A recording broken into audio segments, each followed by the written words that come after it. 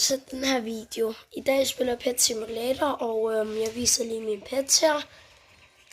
Og det her, det er mine pets, ja, som du kan se. Scroller bare lidt, så du kan se dem.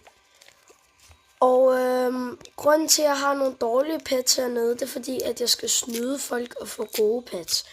Nu går jeg hen til Trading Plaza. Eller nej, jeg tager lige den der kiste der med diamanterne, undskyld. Så går jeg til Trading Plaza. Ja. Hvis nogen af jer spiller Pet Simulator, så smid et like på den her video, men I kan altid opbestemme jer og subscribe. I kan subscribe, men hvis I ikke gider subscribe eller like mere, så kan I altid ombestemme jer. Det er gratis, nemt. Hvis du ikke har en profil, så lav den.